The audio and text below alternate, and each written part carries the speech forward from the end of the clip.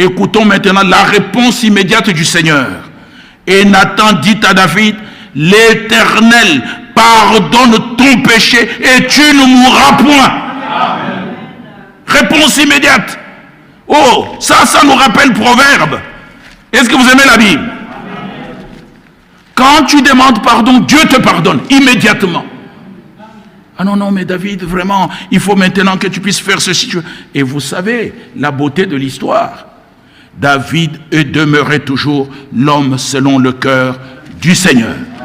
Nous sommes dans Proverbe chapitre 28. Je pense peut-être que je vais terminer par là. On ne finit jamais une prédication dans un seul jour. J'avais à vous lire sur la prière, à vous lire comment Moïse a prié, comment les enfants de Dieu ont prié, comment même les gens des nations, du vivant de Jésus-Christ, ils n'avaient pas encore coulé le sang, les gens des nations venaient demander leur guérison et le Seigneur guérissait. Amen. Dieu est bon. Amen. Il est bon. Proverbe chapitre 28, le verset 13. David avait caché tout ça. Faisait en cachette. Mais là, il a avoué. Il dit, j'ai péché, je ne sais même pas comment il a dit de tout son cœur. Ce n'est pas ce genre de pardon, on demande pardon aujourd'hui, demain on revient, on dirait qu'il n'y a jamais rien eu. On ne se joue pas des dieux, mais repentons-nous de tout notre cœur.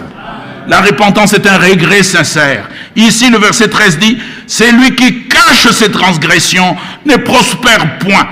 Mais celui qui les avoue, bien-aimé frère, quand tu as péché, tu es un homme, tu peux tomber, mais repens-toi.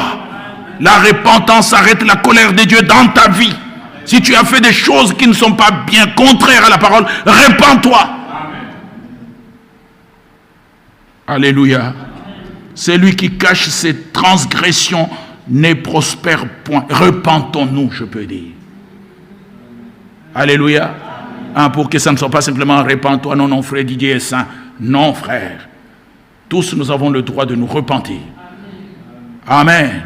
Parce qu'il n'y a pas un seul, même pas un seul, mais un seul qui est pur parmi nous, qui est au milieu de nous, c'est le Seigneur Jésus-Christ. Il dit, c'est lui qui cache ses transgressions ne prospère point, mais celui qui les avoue et les délaisse obtient miséricorde. David n'a pas dit, mais dis donc Nathan, tu t'es permis, tu sais ce que je suis en Israël, je suis le roi, tu n'as pas le droit de venir me parler de cette manière, un peu de tenue.